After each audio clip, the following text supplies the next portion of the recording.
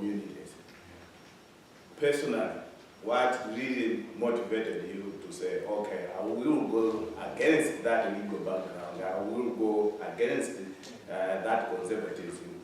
This is a cause I need to fight for? That's a question I've asked myself an awful lot of times since.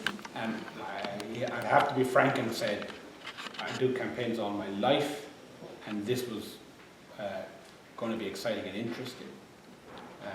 There's always an element of that. There's also an element, let's be clear about it as campaigners, there's always an element of ego, frankly, in these things, big or small. And I was trying to understand it because, as it happens, nobody in my family is gay. I was trying to figure out what it was, and I think I hit on two things. When I was in secondary school, there was a brilliant science student in this college, and we used to end up partnering together for experiments and stuff. He knew the course better than the teacher. He would take machines apart and put them together. And he and I were the only two people to come from our school. I come from a small little village in the southeast of Ireland, to come to Dublin to university from the year. And he was an engineer, so he was inside in the city.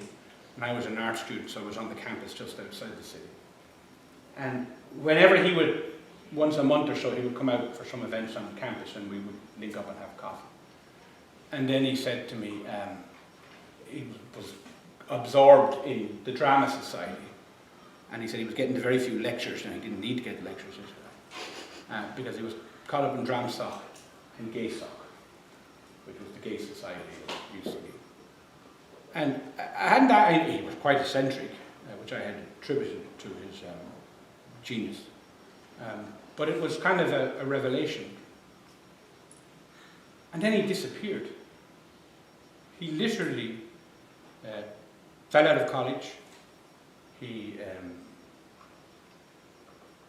at home, I heard back through somebody who worked with his father, they didn't know what had happened, where he had gone, as it were. He was still in touch, but why he'd left college now. And it was all because being gay, even in the late 80s in Ireland, and being yourself, was something you did in a very safe, closed community. And the next time I met him was about 2:30 in the morning. He was DJing a nightclub on one of the parts of the city. And I hadn't thought about him until after the campaign. And that may be in part what was in my what was going on with me. But the second thing that was going on with me, and this is my point about you have to remind people. I mean, when I came to college, I came from a relatively poor house. I come from a family of 14. I was the first of any of our generations to go to college, and the only of the 12 of us to get to go to Dublin College. And while I worked for £1 a day in Superquid in the evenings and into the nights to pay for college.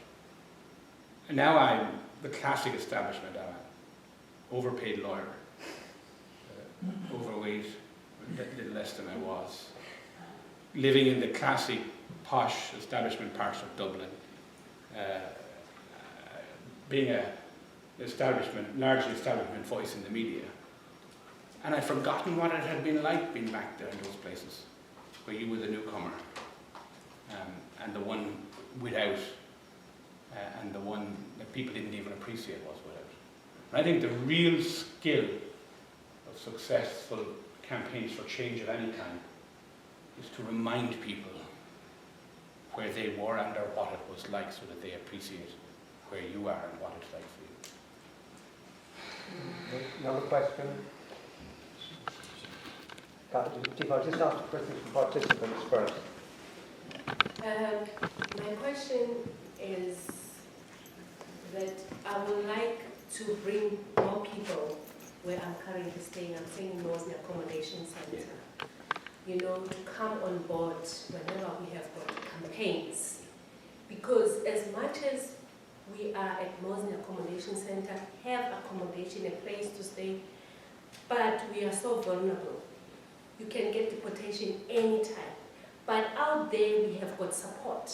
We have people willing to support us. But I found that in Mosney Accommodation Center, we have like more than 600 families there. When you try to tell people, let's go out there to campaign, like on Thursday, we went to the door. there was a debate about indirect. Everybody I spoke to, they told me I have a commitment. I said, you have a commitment, but that day, all the appointments, I said, no, I'm going to the door because that affects me, that affects my children. So I feel like the people around me, they are slowly draining me because you have to know your position in the country and you have to know what is the disadvantages. But you have a support out there. How do I get them to realize the situation we're in and come on board whenever we have good campaigns? Go out there, tell your stories. Yeah, I mean, when I talk about the power of personal stories, I always try and add that's easy for me to say. And the most extraordinary thing about the marriage referendum campaign before it and during it was that it involved an awful lot of courage for the gay and lesbian community to come out of the shadows that they'd been forced into.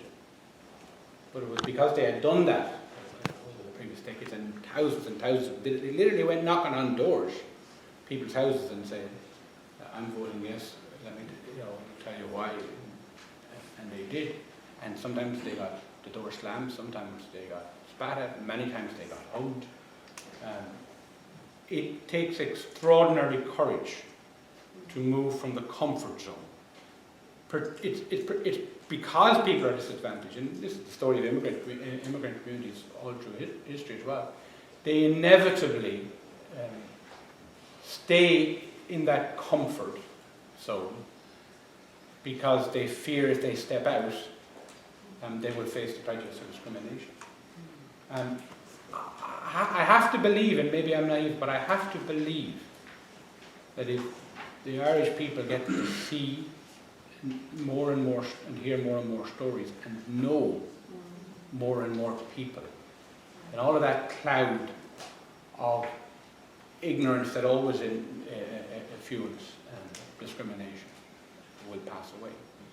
And the only comfort I can give you is that what you're going through, in that frustration you have that more won't engage with the other overgoing, is the frustration that those who have fought discrimination or have campaigned for change have always felt. And it's one by one. It's one by one. This stuff starts. I mean, I'm always careful with the marriage referendum. I got involved 9 weeks before the end. People had been involved in it for 9 years beforehand, and then some for 4 or 5 decades. Again, there's been equality. It's one by one. You bring one more with you, and then they're there, and then they get the comfort to tell their story and to tell it to somebody else. Then it's one by one. Actually, mine is not a question. It's like a question, but it's like a feedback. What I want to say is, we have got 34 direct provision around the country. And when we're doing campaigns, I think Lazan can support me, we open a GoFundMe on social media. So that GoFundMe was to support the asylum seekers with money for bus fares. I can see that now it's not really happening. And it's a few people who come to the campaigns because they don't have money for transport. But I'm suggesting that as asylum seekers, we should start doing that. And we'll see a lot of people coming in, to support those campaigns. That's all what I want to say.